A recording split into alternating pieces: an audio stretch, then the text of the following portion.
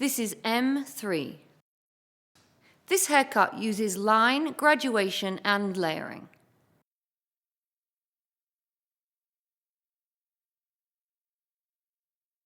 This haircut is when we put all of our techniques together. In haircuts M1 and in M2, we studied how to cut the line in different manners. For M3, please choose which sectioning approach you would like to practice. Either cut the back first and then the sides, or choose to cut using your sections all the way through.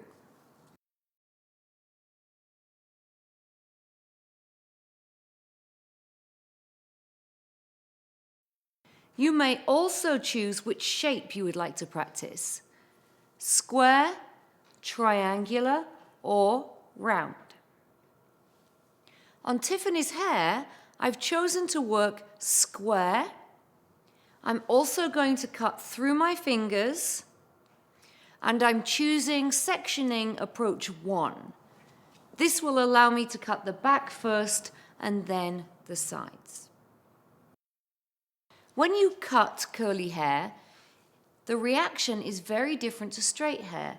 It's going to spring up as it dries, so you will lose some length. Be very aware of that when cutting curly hair. Starting with Tiffany's hair, you can also see she has some shorter lengths in the underneath.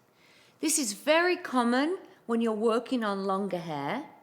You will often have the first section shorter than the true length. Be really, really careful that you check that.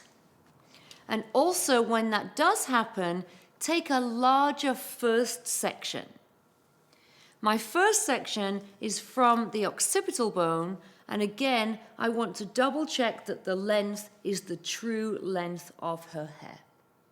After I shampoo and the hair is wet, I also think about where the length is, and the difference between there and when she first came in tells me how much the hair is going to shrink. I like to keep even tension with curly hair, and I like to hold the hair quite tight. When the hair is dry and I let it go, I end up with a more soft and diffused line, which I prefer on curly hair as I feel it looks softer. Head position is upright, comb the hair through, and I'm choosing to use a very large tooth comb so it doesn't tear the hair. Comb the hair down, choose your length, and I am choosing to cut a square line through the fingers.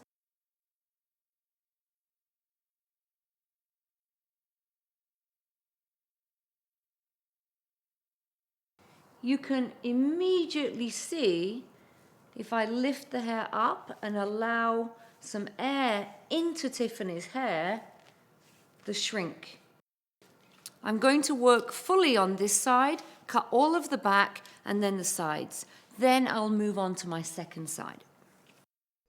Pulling the hair tight on purpose so when it shrinks back, it will be softer. Working through into the sides, I'm choosing to angle my fingers slightly down. The reason for this is the front hairline on curly hair always shrinks more than the back area. So to try and counteract that, I'm going to make the front longer. There's 2 ways of doing that. Either bring the hair down and cut a more triangular angle with your fingers, or comb the hair slightly to the back area and to the back line and bring and over direct it to the back.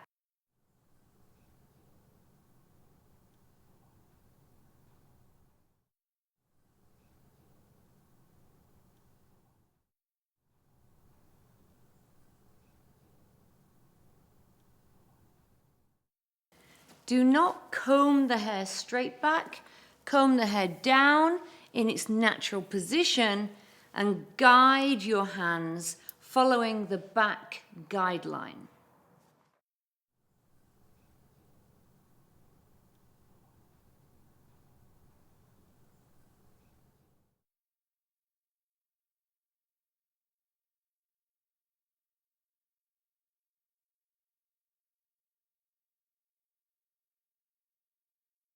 The second part of this haircut will be graduation, starting above the occipital bone, working with a diagonal section, which will pivot around until we reach the mastoid process.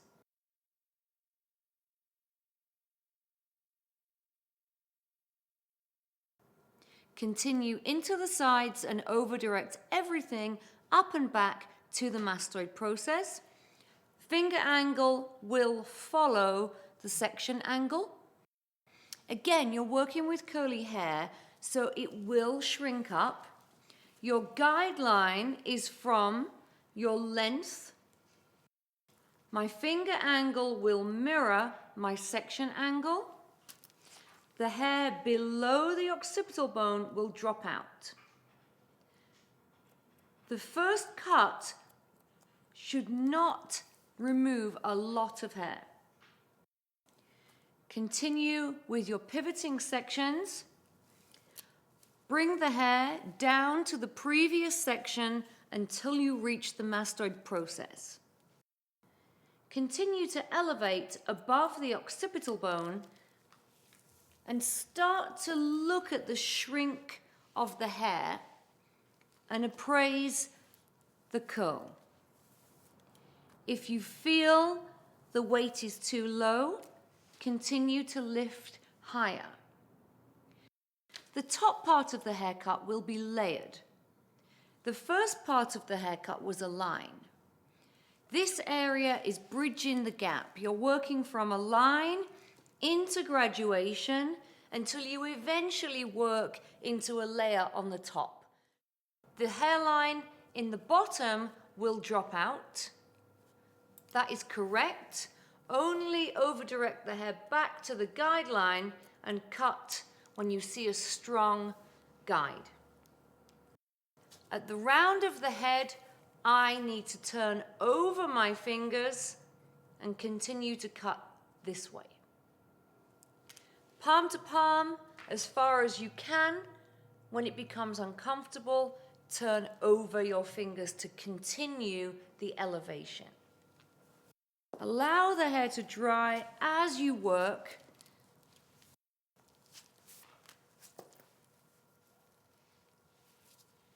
See how much the hair springs and shrinks. Even a small amount of hair will really affect the finished look. Continuing into the other side, find your guideline from the previously cut side and very simply line your fingers up. This side for me, I have to concentrate again on my elbow and I'm going to put my chair down. My guide comes from the other side and also the bottom line. If I simply cut from one point to the other, I should work very, very well with my balance.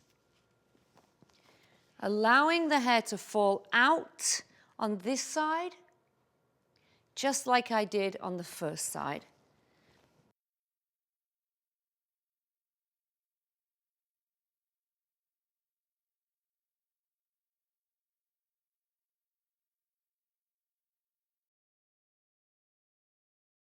Over-direct the hair up and back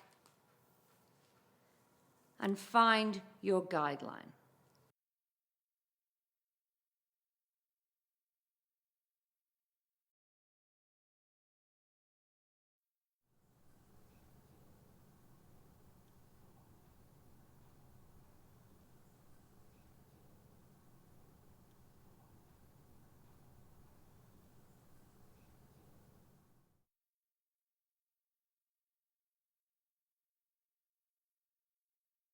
For the final part of Tiffany's haircut, I would like to show you a twisting or ribboning technique.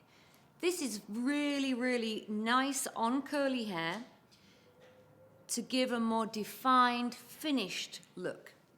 Simply take a section in your fingers. If the hair is very curly, as Tiffany's is, you will be able to very simply, like skipping rope or jump rope, twist the hair. I'm smoothing the hair down with my fingers to seal the cuticle. And the key point is after you've chosen and applied your product, you must comb the hair through. This is going to seal the cuticle and give you a more finished curl. I'm smoothing the hair down, simply twist the hair and leave it.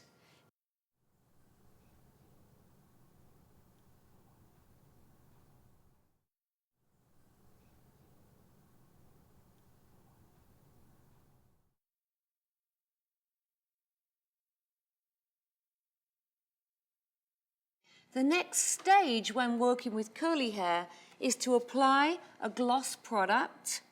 Use the palms of your hands. Do not rake your fingers through the curl, but use the palms of your hands to take a group of curls, smooth your hands down the cuticle, pull the length back down and shake the hair out. This will separate the curls and give a more commercial, soft effect.